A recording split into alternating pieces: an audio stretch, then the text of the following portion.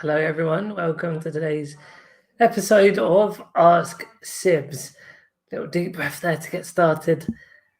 Tuesday, lunchtime ish. Yeah, sort of between 12 and 2, as planned.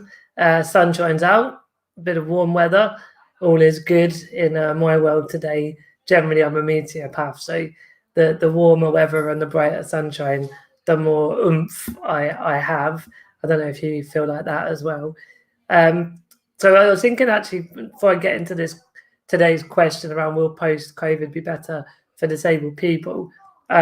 Just quite nice looking at the evolution of our SIBs. I mean, I've done a lot of presenting and being in front of camera over the years in different ways, and obviously even doing stuff on camera, whether it's pre-recorded or doing it live, is quite a different beast. But I definitely got more and more comfortable even just doing the live stuff.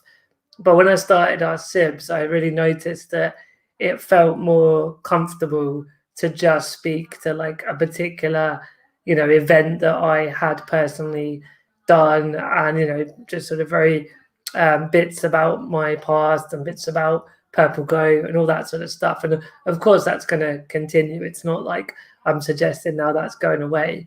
But after doing some of the more personal bits, then it obviously I noticed a few episodes ago I got into some of the bigger picture strategic side of both marketing and disability inclusion in separate disciplines. And obviously I always talk about, I feel I'm at this intersection of disability, social media and entrepreneurship as well.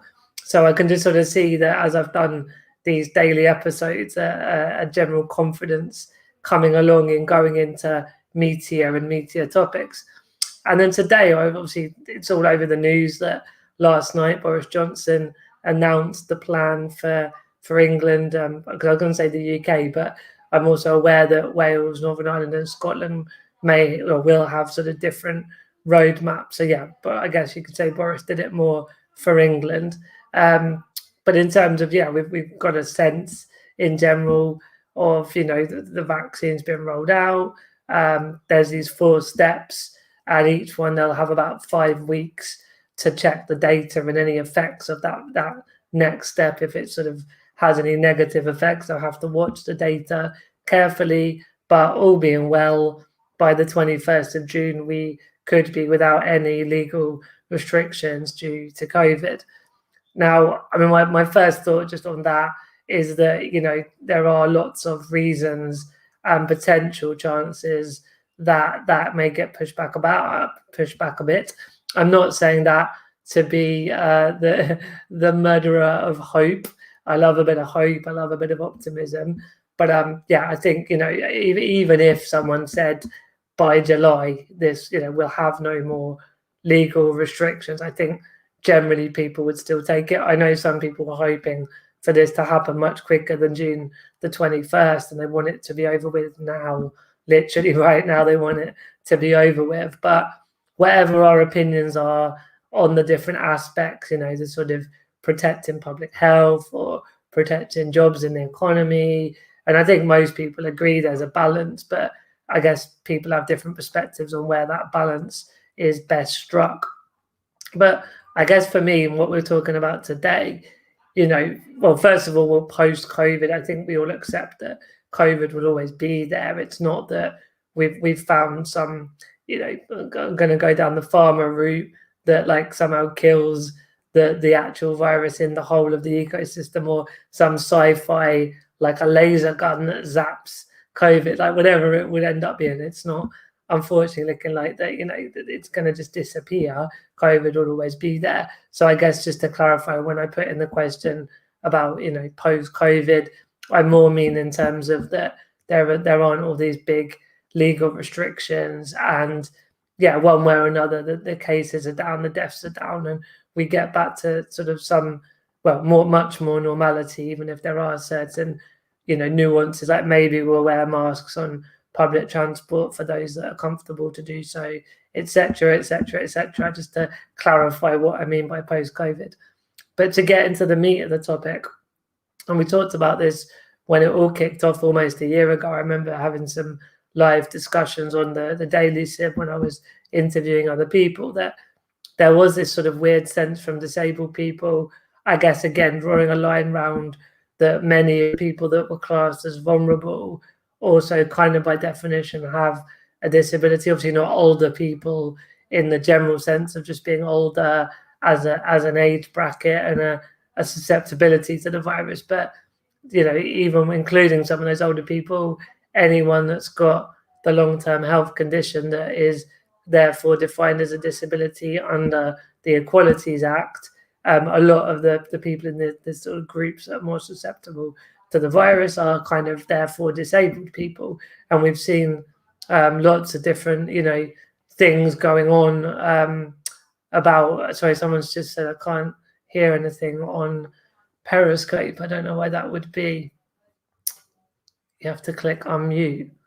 I don't know if anyone else is watching on any of the other channels. Let me know if it's muted your side, but I'm not. It's not muted here on my side, and it does seem to be streaming to the other. There we go. Face palm. Yeah, got me. Yeah, so Zach saying that he can hear. Okay, and someone else put, no, it's my fault, sorry. All right, sorry about that little interlude. Marnie's saying LinkedIn is fine. I was just really worried I was accidentally muted there. But I'm glad that Deaf Chef Sam is able to follow now. Okay, cool, we're all good. Back to the topic at hand. So the point was that when we were looking at when this all kicked off nearly a year ago, there was a lot of sentiments that, whilst as I was just clarifying that there was maybe a higher risk and definitely an anxiety around the virus itself, the thing around sort of virtual entertainment, virtual employment, virtual learning, or the fact that we couldn't go to these big public places and buildings, everything went online, was really welcomed by a lot of disabled people. So I think my first point at looking at, once we've removed the health aspect and everything I just said before, that actually, there are potentially reasons. I suppose the question is, does everything else go back to how it was before? And would that include not being as allowing of virtual learning, virtual work, virtual entertainment, in which case that's going to be a negative for those disabled people that benefited from it. I think equally it's fair to say there are lots of disabled people that are quite happy to go off to the office or to their place of study, obviously to go to the theatre and football matches and all that kind of stuff. They'll want to get back out there and do that in person and not only have to do it virtually like others that don't have the health conditions. So I think for me, when we're looking at the world post-COVID, we have to look at where this newer world we've had the last year has opened up opportunities to disabled people, and to ensure that that continues. And as always, I'm a big proponent of balance in life in general, but I think that we also don't want, say, like a business to then say that disabled people, they all want to work from home, so we won't bother having accessible buildings. And obviously there's been a big general demanding, if you like, from people like myself when I lived in London, that only 1/3 of the tube stations are accessible, 2/3 are not accessible. And so we don't want those kind of conversations to die away, that because everything's virtual, we don't have to make the real physical environment accessible and inclusive to everyone. So I think without going into millions of different avenues and directions, like it's a meaty one for sure to look at what COVID is like for post-COVID, what the world's like post-COVID for disabled people. I think, there's just something very interesting in looking at how we keep the benefits to the disabled people of being more online, but then we continue the work in the real world to make the world inclusive and not make this as an excuse not to bother with that. And that for me is probably the simplest, punchiest point I want to make on this video, really. Deaf Chef Sam is saying, but let's hope that businesses will now have understanding on how to be more accessible. Absolutely. Marnie saying virtual learning working with some disabled people have been asking for years. So I hope it's continued post-COVID as so many have benefited. Absolutely agree.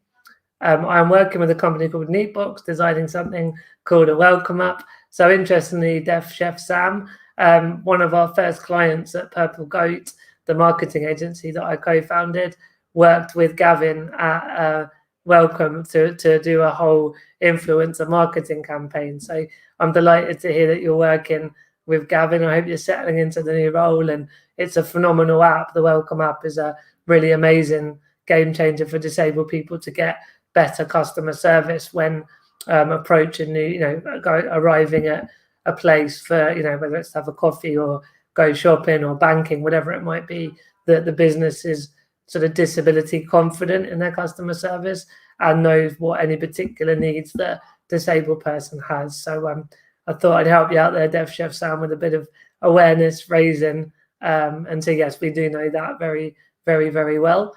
Marnie, it should always be a choice, but that's the main point. Disabled people having the choice, not a decision made on behalf of them. Absolutely, absolutely. So I would say that, we're already a sort of bit over 10 minutes. So I normally try and go for about that length. And when we get more interaction from everyone watching, we go on a bit longer. But I just probably the nice point to stop on after what Marnie said is, looking at Boris Johnson's, news press conference yesterday, great as a society that, the health side is hopefully being getting more on top of. Things should become more safe, less pressure on the NHS, and ultimately, we'll end up hopefully opening up the economy and getting back to more normality. So disabled or not disabled, bring it on. Fantastic news. And then I think let's start to have a dialogue about what it means for disabled people in terms of, keeping that inclusion piece, both virtually, digitally, and also offline in the real environment world. And I think, as Marnie just said, it's absolutely about having that choice. Sat on my butt, otherwise known as Zach, who helps us out a lot, Disability Horizons, said not only businesses, I hope that venues, churches, synagogues, mosques, etc., keep online going. Yeah, absolutely. I mean, I think hopefully they will, because they'll have just seen how many more people engage with whatever it is that they're doing, disabled or not. But particularly for those disabled people. And let's also talk about fluctuating conditions, right? I know that Zach, who just shared that there, has times of really bad chronic pain. And then there's good days and bad days. So I think with fluctuating conditions, it's before I was almost saying there's the disabled people that want to be online and the disabled people that want to be offline, but actually there's lots of people that want to do both, depending on, like for me, even midwinter, it's harder to go out, and do as much energy-wise and health-wise. Whereas in the summer, I've been known to travel abroad to multiple countries all in a couple of weeks, and I've got so much energy. So I think, it's not just groups of disabled people, it's individuals want that choice, which is back to what Marnie said as well. But also patience for those who do not feel ready. Some have been shielding a year, and they're going to have to ease themselves back into society when they're ready. That's a really good point, Marnie, actually, because I was thinking this, as much as the theory that it's going to open up by June the 21st sounds absolutely music to my ears, there's going to be that anxiety about the first time I go, onto public transport, into a building, into public places full of lots of people, and that sense of, oh my God, am I in danger of catching this virus that's been, sort of so potentially life-threatening. So, I think you're right, Marnie, that just because the rules relax, I think, again, disabled or not disabled, to be honest, that a lot of people are going to take quite a long time to feel confident in going back to normal and feeling safe. But again, for the people that are shielding, that's massively, massively exacerbated. Awesome. Georgia just said definitely with an exclamation mark. Cool. Well, I'm glad I wasn't on mute. That was a little interlude there. I'm glad I've connected with Deaf Chef Sam, because I now know that he's working at Neatbox, and it's always good to connect with different people in this awesome inclusion space. Thanks everyone, as always, for the comments and getting involved in the debate. And as I say at the beginning of this talk, I just felt it was actually nice to come in with a more sort of newsy related, almost. I don't want to get overly political with my post, but obviously, yeah, when the Prime Minister talks about getting out of lockdown, it was just an interesting one to look at. What does that mean for disabled people? I'm sure there's multiple other topics that we've not actually been, looking at in this particular talk that we could have done, but I think we've covered a good amount for one episode anyway. Trisha's just said, "Good afternoon, Martin. I do get out of the house every day for my own mental health. By the way, I am Virgo too, birthday 18th, because I always talk about how I'm a Virgo because I love to have things in my boxes and keep it nice and nice and simple." And Marty's saying, "Defo discussion that could go on for hours." Yeah, it really, really could. But I think that would be nice to just put that in front of people today, because very often disability, like, do you remember when the whole thing started with lockdown? Like, first of all, no one with a disability wants to be called vulnerable. Yes, there are people vulnerable to the virus and to that particular instant of a pandemic, but I just don't think it's nice to label groups the vulnerable group, because it just sounds rubbish.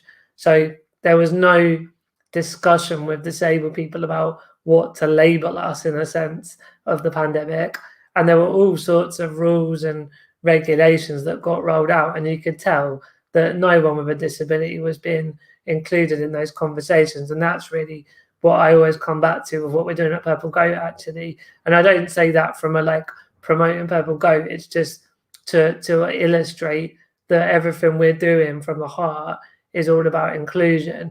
And it ultimately comes down to governments, businesses, even disability charities as well, in some instances, to actually include a great diverse group of disabled people before making decisions for disabled people. Nothing about us without us. I'm going to drop the mic on that one, and look forward to catching you all tomorrow for another episode of Our Sips. Bye-bye for now.